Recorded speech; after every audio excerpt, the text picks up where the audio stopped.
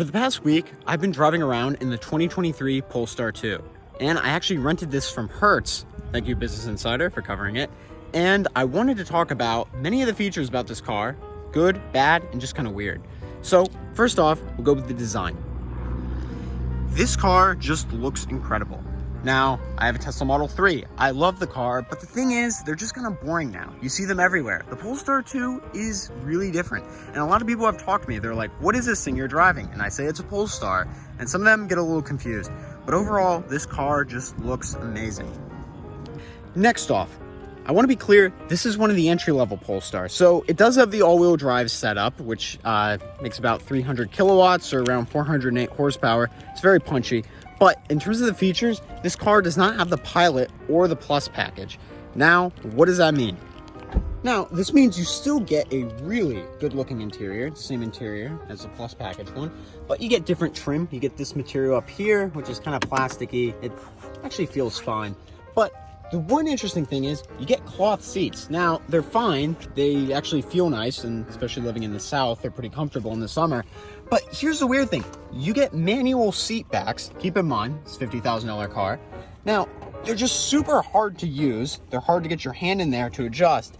And it's just kind of ridiculous that you have to use this in a car that costs so much money. But not all is bad about the interior.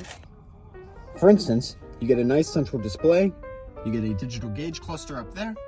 And all the materials feel very nice. And one of the most important things is the door has a solid thud.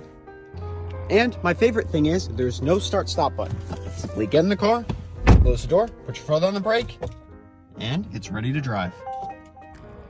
Now onto the bad sides. The Polestar 2, this one in particular, not having the Pilot package, means that it does not have adaptive cruise control or lane centering.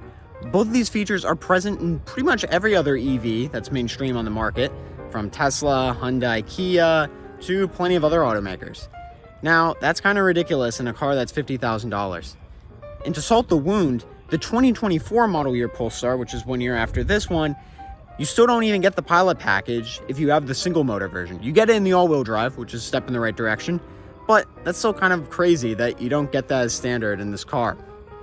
Now, the interesting thing with the Pilot package is you can actually code your own car if you own it. I wouldn't do this because it's a rental. And you can actually code your own car to get the adaptive cruise control and lane centering because the car already has all the hardware on board.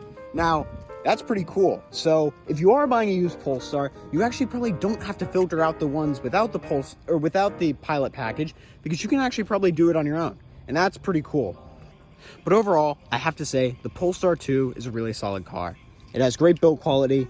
It drives really well. Now, it does feel a little heavy because it's around 4,600 pounds, but it's fast and it's fun and it's a really good looking car. Now, this begs a question. Would I recommend buying one? To be honest, Polestar 2s depreciate a lot brand new. So I would really recommend picking up a lightly used one. You can get even 2023 model years for around $30,000 used. If you want an older one, you can even get 2021 launch editions easily for around 25 to 30. So these cars are really coming down in price. But if you really want the Polestar new, I would highly recommend to just lease one. Polestar had some incredible lease deals earlier this year, and we were looking at around $299 a month with $1,300 down if you had the Costco discount. That's a really good lease price, and that was for the all-wheel drive with the Pilot package. And overall, I'm really excited for Polestar's future. The 2 isn't a perfect car, but it does have some really good attributes, and I think the 3 and 4 are going to be even more exciting.